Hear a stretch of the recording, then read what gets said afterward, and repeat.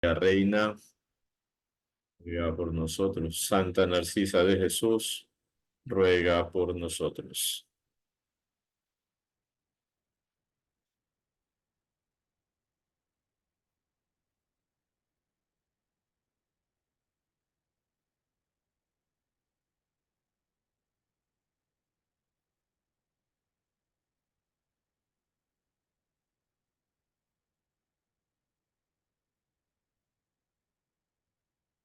Bien.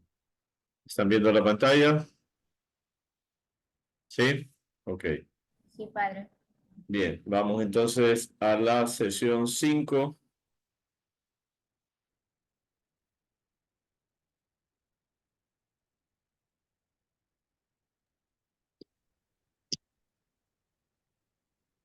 capítulo segundo, la comunidad humana. Entonces, estamos en la tercera parte del catecismo, que es la vida en el espíritu. El capítulo primero era la persona humana. Entonces era pues todas esas situaciones personales de la conciencia, de lo que somos cada uno de nosotros. Pero somos seres, por esencia, seres sociales, y entonces la moral cristiana pues es una moral relacional. De hecho, nuestra relación con Dios, con los demás y con nosotros mismos. Entonces aquí pues tiene ese papel fundamental también la comunidad.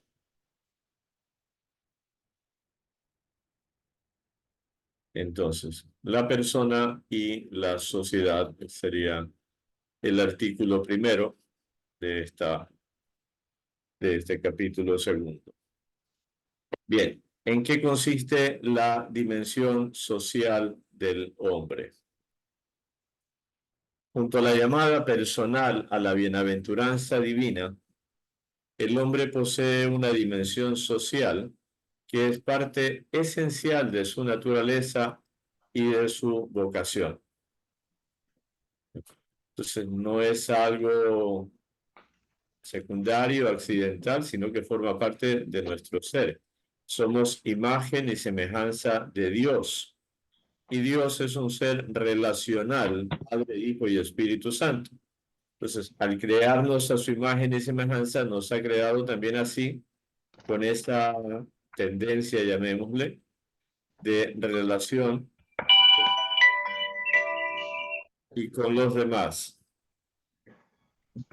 De hecho, entonces, los dos relatos que hay en el Génesis de la creación, el primero habla pues de los 6 días de la creación, y cuando habla de la creación del hombre, dice, y creó Dios al ser humano, a su imagen y semejanza los creó, macho y hembra los creó, ¿no? Entonces, habla del ser humano, hombre-mujer, es decir, no es el uno por un lado y el otro por el otro, sino hay una relación, una complementariedad. El capítulo segundo lo presenta de una manera diferente, pero en el fondo lleva a lo mismo. O sea, primero hace al hombre del barro, sopla, le infunde aliento de vida, ¿no? Lo pone en el jardín y luego dice, no está bien que el hombre esté solo, voy a hacerle a alguien como él que le ayude, que le complemente.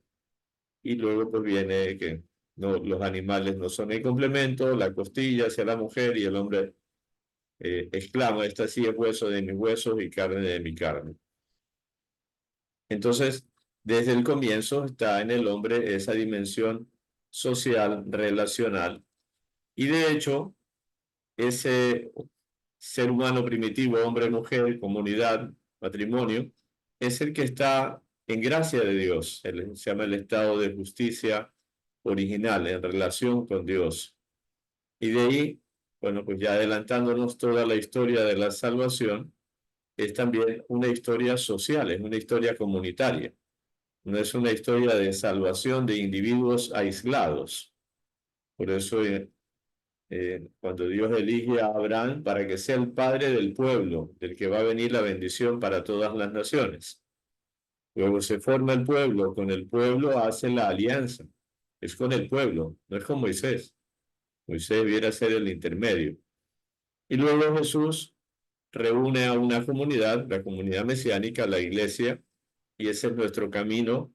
Entonces, no hay una superposición de planos, sino que vivimos la fe con esa dimensión social. Es parte esencial de lo que somos y de lo que estamos llamados a hacer, la vocación, ¿no? Bien, entonces, en efecto, todos los hombres están llamados a un idéntico fin, que es el mismo Dios, ¿no? Todos hemos sido creados para eso y entonces todos caminamos hacia eso. Bueno, ya lo he ido adelantando un poco. Hay una cierta semejanza entre la comunión de las personas divinas y la fraternidad que los hombres deben instaurar entre ellos, fundada en la verdad y en la caridad, ¿no? Entonces, habla de fraternidad porque somos hijos de Dios, hijos del mismo Padre. Por tanto, la relación entre hijos del mismo Padre es una relación de hermanos, una relación de fraternidad. Y esa relación, pues, tiene que tener un carácter objetivo, no puede ser algo arbitrario, ¿no? Sino que se fundamenta en la verdad, que es lo que somos, que es el otro, que soy yo, que es el otro, y en la caridad, ¿no? Cómo trato al otro. Ya vimos esos principios básicos de la conciencia moral, el hacer al otro lo que quiero que me hagan a mí o no hacer lo que no quiero que me hagan, ¿no? Y pues, entonces el amor al prójimo es inseparable del amor a Dios. Hemos sido creados así. Esencialmente, nuestra relación con Dios es una relación social y entonces no se pueden separar estas dos dimensiones, ¿no? Cuando a Jesús le preguntan cuál es el primero, el principal de los mandamientos, pues dice: amarás al Señor tu Dios con todo el corazón, con toda la mente, con todas las fuerzas, y a tu prójimo como a ti mismo. O el segundo es este, ¿no? Solo le preguntan por uno y contesta por dos. Quiere decir que no se los puede separar. Bien, eso es entonces nuestra dimensión social. Entonces, ¿por qué tengo que ir a misa el domingo? Porque vivo mi fe con mis hermanos. ¿Por qué tengo que ir a la iglesia? Porque vivo la fe con mis hermanos.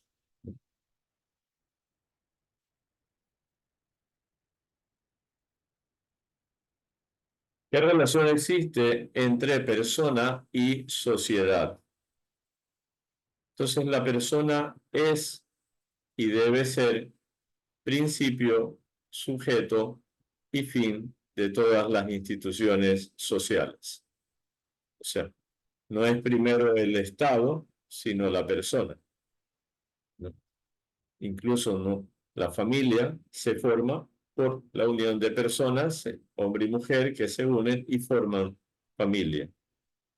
Entonces, la sociedad tiene su principio, tiene su origen en las personas. Y luego, eh, las instituciones sociales, llámese, bueno, familia, ciudad, pueblo, país, estado, iglesia, sociedad X, Y o Z, ¿no? La persona es el sujeto, o sea, el que va actuando en ese tipo de sociedad, y esa sociedad se instaura para la persona, para el bien de la persona, ¿no? Entonces, el hombre, el ser humano, no puede ser una pieza simplemente. Eso es un poco los regímenes totalitarios, sobre todo ese comunismo extremo, donde el Estado es lo principal y las personas están en función del Estado. Entonces, los principios de la moral y de la doctrina social de la Iglesia es que la persona es el sujeto y el fin. Y la institución entonces está para el bien de las personas, pero claro, teniendo en cuenta el bien común. Algunas sociedades, como la familia, y la comunidad civil son necesarias para la persona.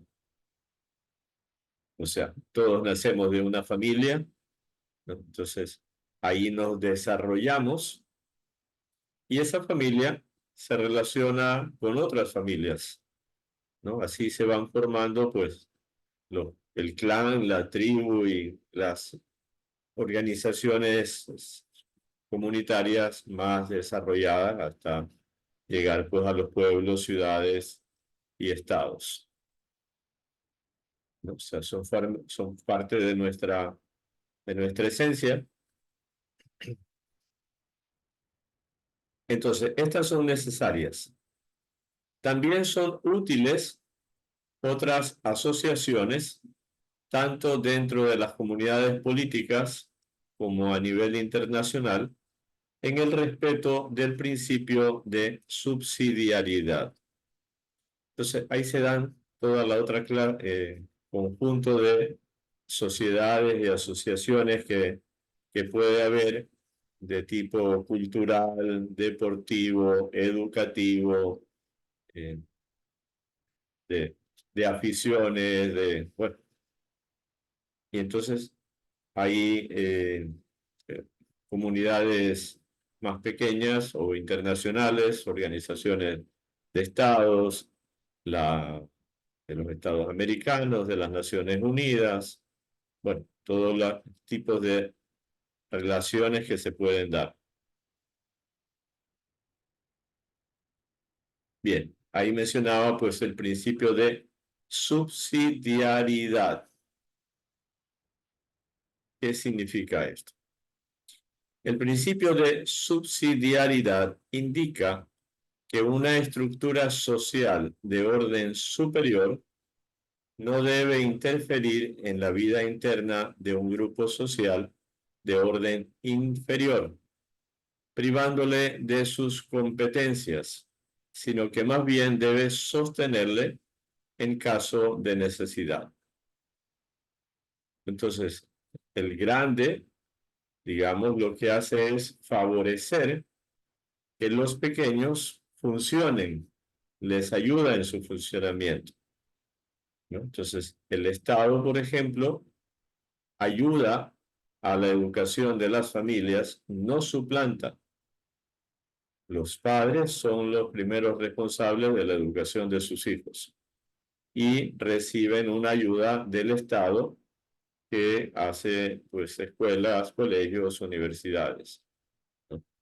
La salud de las personas, pues, es algo que el Estado subsidia.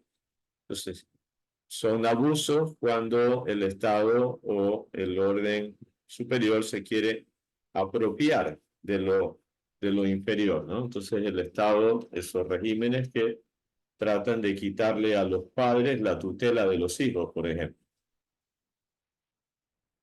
Entonces, en el catecismo,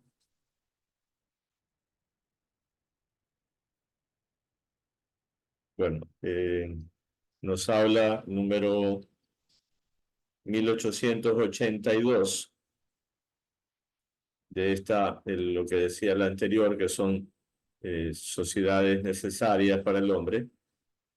La socialización expresa la tendencia natural que impulsa a los seres humanos a asociarse con el fin de alcanzar objetivos que exceden las capacidades individuales, ¿no? Entonces, nos organizamos para que cada uno pueda, solo no se podría, entonces la organización mayor. Ahora, la socialización presenta también peligros.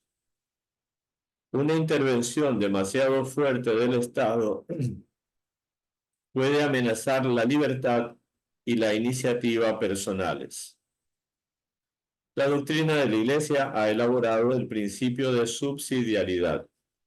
Según bueno, lo que está ahí, ¿no? Una estructura de orden superior no debe interferir en la vida interna de un grupo social de orden inferior, sino que más bien dice debe sostenerle en casos de necesidad y ayudarle a coordinar su acción con la de los demás componentes sociales con mira al bien común. Entonces, lo que decía un poco, ¿no? El mayor ayuda a que los menores desarrollen todas sus capacidades y sus propios fines, ¿no? Entonces, el catecismo completo pone, digamos, como que el fundamento de esto, ¿no? Dios no ha querido retener para él solo el ejercicio de todos los poderes. Entrega a cada criatura las funciones que es capaz de ejercer según las capacidades de su naturaleza. Este modo de gobierno debe ser imitado en la vida social. El comportamiento de Dios en el gobierno del mundo, que manifiesta tanto respeto a la libertad humana, debe inspirar la sabiduría de los que gobiernan las comunidades humanas. Estos deben comportarse como ministros de la providencia divina, ¿no? Entonces, la función del mayor, la función del que gobierna, es facilitar que los, llamémosle subordinados, hijos, alumnos, discípulos, desarrollen sus posibilidades y pues se delega, por ejemplo, funciones, responsabilidades que no lo hace, ¿no? Cada uno pues tiene su área, ¿no?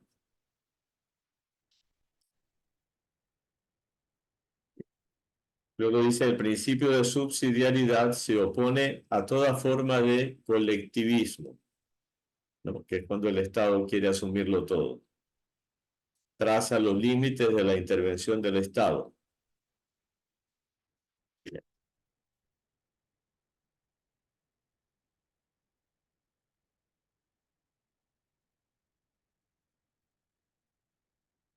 Trasladándolo al campo eclesial, por ejemplo, la función del obispo en la curia arquidiocesana, de los obispos auxiliares, etcétera, es lograr que todo el pueblo de Dios en las distintas parroquias, en las distintas comunidades, se fomente su vida, ¿no? Lo mismo la parroquia, la función del párroco, pues no es hacerlo todo ni asumirlo todo, sino fomentar, favorecer el desarrollo, la madurez, la, eh, la participación, ¿no? Que son estos principios de ahora de lo que se llama la sinodalidad, ¿no? Comunión y participación. Todos caminamos juntos, todos somos responsables y se va ayudando a que cada uno vaya asumiendo su función. Entonces, esto es una dimensión social que se aplica a la vida de la iglesia. ¿Qué más requiere una auténtica convivencia humana?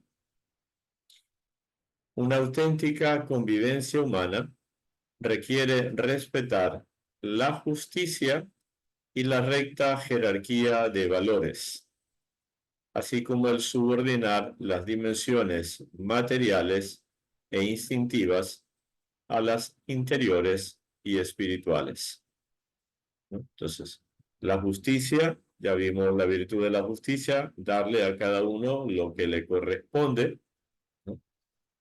La recta jerarquía de los valores, entonces, bueno, pues ahí viene la virtud de la prudencia para ver qué es más importante, qué es menos importante, qué es prioritario, qué es secundario, qué es accidental, ¿no? Entonces, eso va en esa, para que haya esa convivencia humana en la familia, en donde sea. Subordinar las dimensiones materiales e instintivas a las interiores y espirituales, que es lo que tiene más valor, que es lo que tiene prioridad, ¿no? Esto está en función de ese desarrollo superior. En particular, cuando el pecado pervierte el clima social, se necesita hacer un llamamiento a la conversión del corazón y a la gracia de Dios para conseguir los cambios sociales que estén realmente al servicio de cada persona, considerada en su integridad. Entonces, veíamos ayer el último número, las estructuras de pecado, ¿no? Todo ese tipo de ambiente, de situaciones, de instituciones que ya están desordenadas y que no solamente es cambiar las estructuras, sino si no hay una conversión del corazón, pues las estructuras funcionan porque las personas las hacemos funcionar. Si no cambiamos, todo sigue igual o peor. Y solamente con la gracia de Dios podemos realmente tener esa conversión del corazón. Entonces, cuando se pervierte el clima social, ¿cuánta, cuánta corrupción hay ahora en nuestro país? ¿Cuánta delincuencia? ¿Cuánta inmoralidad? Entonces no se arregla eso simplemente con unas cuantas leyes y con el ejercicio de la fuerza pública, sino que hay que trabajar por la conversión de las personas. La caridad es el más grande mandamiento social, pues exige y da la capacidad de practicar la justicia, ¿no? O sea, el amor al prójimo me lleva a tratarle como merecen, con el respeto a la dignidad que tiene y buscar su auténtico bien, su auténtico desarrollo o su corrección, si así es el caso, si así lo amerita, ¿no?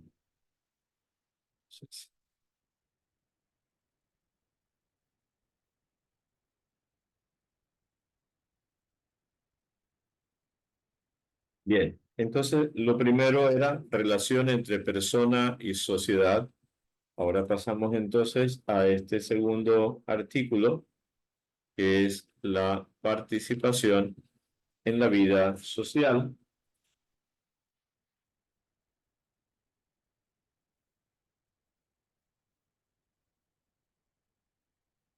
Bien, ¿en qué se funda la autoridad de la sociedad?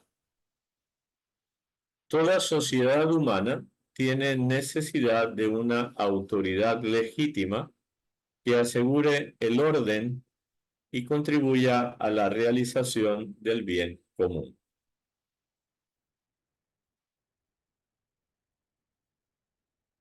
No recuerdo si es Aristóteles que hablaba de la ley y el que la autoridad pues es la que da las leyes, ¿no? Da las órdenes, da los mandatos, ¿no? Entonces tiene un concepto de ley que es una ordenación de la razón con vistas al bien común.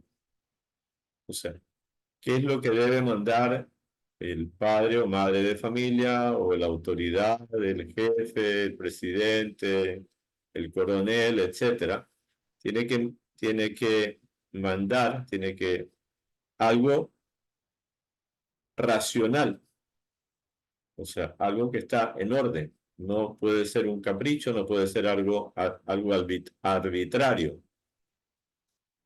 Y para el bien de la comunidad. O sea, las órdenes del padre de familia son para el bien de su familia, de sus hijos. Las órdenes del profesor, del rector, son para el bien de la institución. Las órdenes del papa, del obispo, del párroco, etcétera, del que tiene la autoridad, pues son algo que se ha pensado, que se ha razonado, que se ha discernido, incluso se puede dialogar, socializar, pero se toma la decisión pensando en el bien de esa comunidad, ¿no? Entonces, esto también es algo esencial, lógico y básico, y por eso el primer mandamiento de la segunda tabla, es decir, de los que se refieren a la relación con el prójimo, va en ese sentido. El catecismo,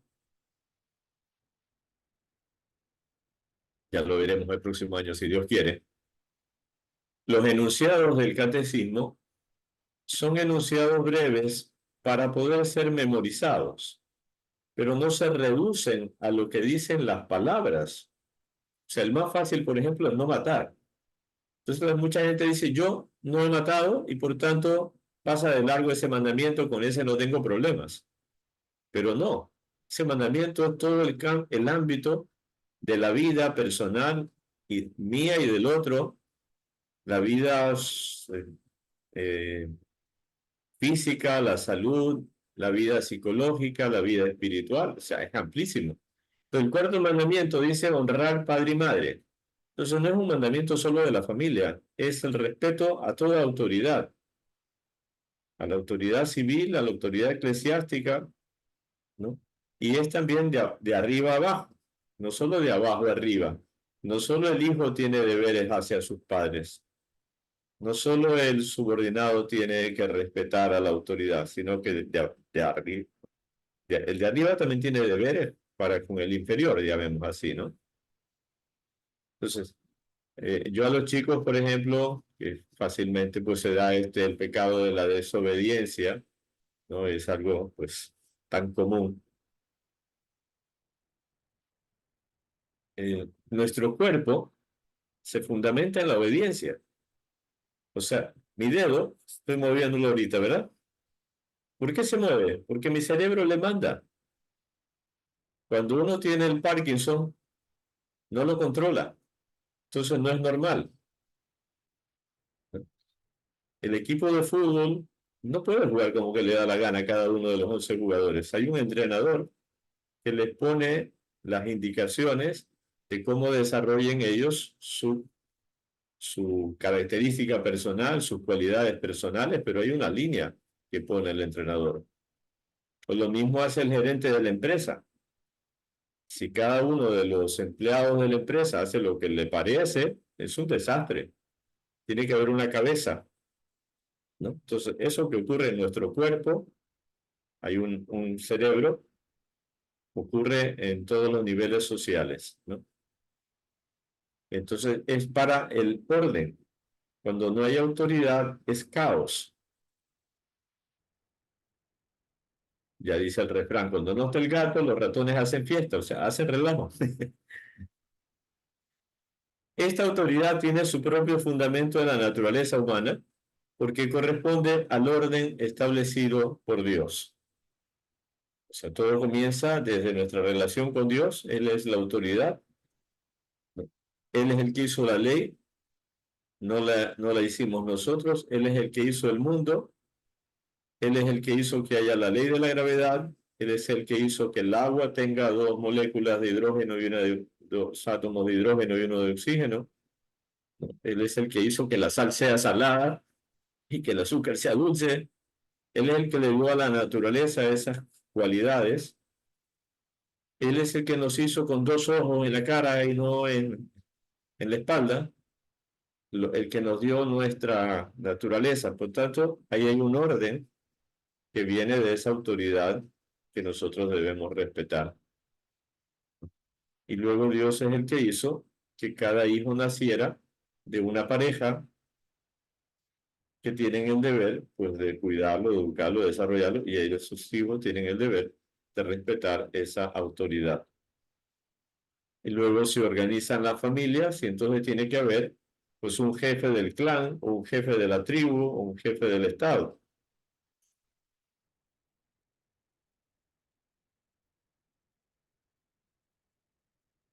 Cuando se ejerce la autoridad de manera legítima. Déjeme ver un...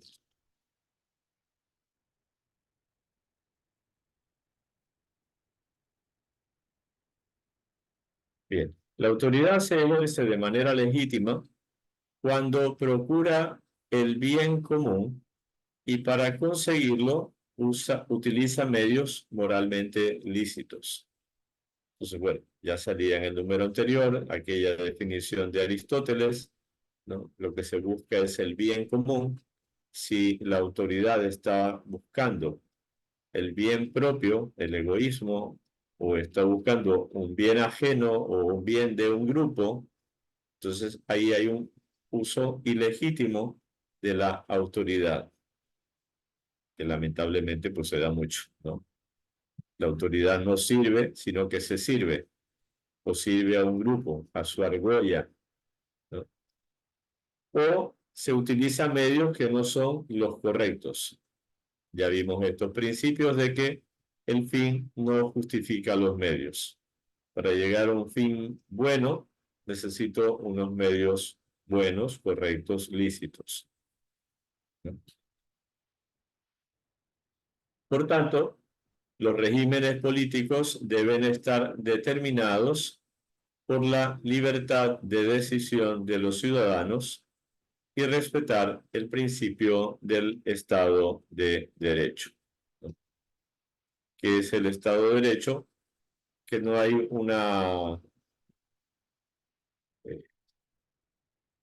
que no es uno solo el dueño de todos los poderes, sino que el poder se equilibra con otros poderes, ¿no? Entonces, ahí entra, a ver si encuentro en el catecismo. Sí. La autoridad responde, el número 1901. La autoridad responde a un orden fijado por Dios. La determinación del régimen y la designación de los gobernantes han de dejarse a la libre voluntad de los ciudadanos. Entonces, hay una diversidad de regímenes políticos, ¿no? Entonces, bueno, pues existía la monarquía, la democracia, bueno, distintos sistemas de gobierno que son decididos por los ciudadanos, ¿no? Siempre que se respete ese llamado Estado de Derecho. Eso está en el Catecismo, en el número 1904. Dice, es preferible que un poder esté equilibrado por otros poderes y otras esferas de competencia que lo mantengan en su justo límite, ¿no? Para no llegar a los abusos. Es este el principio del Estado de Derecho, en el cual es soberana la ley y no la voluntad arbitraria de los hombres. Entonces, hay una ley que ha sido establecida por la votación, por el Congreso, por la Asamblea, y entonces se debe regir ya el ejercicio de la vida de las personas, de las instituciones, según esa ley y no según a lo que cada uno se le ocurre. Y eso pues también vemos lamentablemente que se saltan la Constitución, las leyes, se buscan las maneras de saltarse.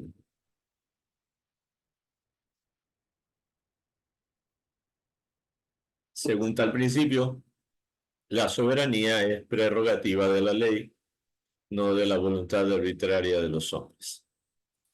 Las leyes injustas y las medidas contrarias al orden moral no obligan en conciencia. No estamos obligados a cumplir las leyes inmorales. Está el principio pues, de seguir la propia conciencia y el derecho que se llama de la objeción de conciencia. Bien, hasta ahí llega hoy el tema. Eso hoy ha sido un poco más corto. Entonces, a ver, aquí tengo una pregunta, una consulta. Entonces, lo que dicen ciertos psicólogos sobre que los padres deben ser amigos de sus hijos, ¿no sería tan apropiado? Si se ponen al nivel de los hijos, no. Que los padres creen un clima de confianza, de una, entre comillas, amistad, sí. O sea, pero que siempre se respete el principio de autoridad, ¿no? O sea, yo puedo ser amigo del arzobispo, pero respeto que él es la autoridad. Entonces, él es el que toma las determinaciones. Y así puede, en cualquier institución, uno puede ser amigo del jefe y tener una buena relación, etcétera, pero es el jefe. Entonces, los padres tienen que crear, pues sí, un clima bonito de familia, de confianza, de cercanía, de, llamémosle amistad. pero no no en una amistad de igual a igual, no la amistad de los dos compañeros de clase del colegio, del pana del barrio. Estamos, ahí sí están de igual a igual. Entonces, en ese sentido, hay que ver la palabra amistad.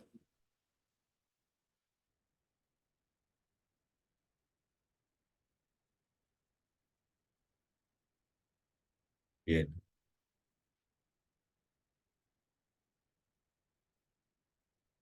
¿Alguna otra pregunta?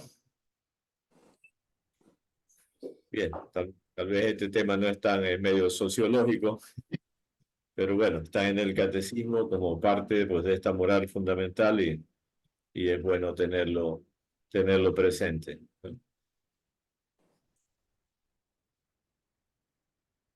Henry Silva, Nada, yo tengo un comentario nomás que me parece muy interesante, igual que el orden y la ley, como lo estoy viendo ahora, se manifiesta en todos los distintos planos, por así decirlo, de la creación de Dios, porque están en el orden social, tanto en lo espiritual como también en el mundo físico, en el mismo cuerpo humano, como lo explicó Padre, y en la naturaleza y después ya en nuestro mundo social, ¿no? Ese mismo orden se va representando una y otra y otra y otra y otra vez. Eso, nada más, me pareció muy interesante. No lo había sí, visto de esa forma. Dios es orden, Dios es armonía.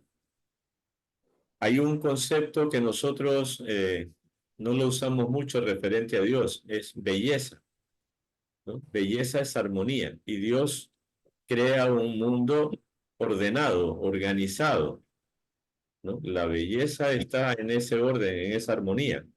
Entonces la luna no nos cae encima a la tierra, sino que la luna sigue ahí siguiendo ese orden, ¿no? Eh, y la hormiga come lo que tiene que comer y no lo que no le toca. O sea, cada uno va siguiendo esa ordenación. Eso pues, también ya lo veremos un poco después, es la ley natural. O sea, hay allí un orden natural. El pecado es desorden, es caos. Todo pecado es desorden, ya sea contra mí mismo, contra mi propia naturaleza, contra mi relación con los demás o contra Dios o contra la naturaleza. También porque yo soy una parte consciente y libre de la naturaleza, ¿no? La casa común que llama el Papa Francisco. Y entonces yo tengo que estar también en armonía con el medio ambiente, con la naturaleza.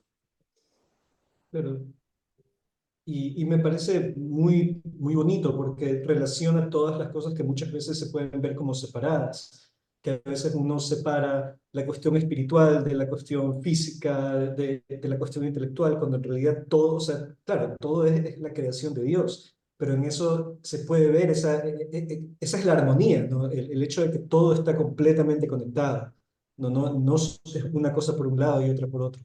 Sí. Sí, así es. Muy bien. ¿Algún otro comentario o pregunta?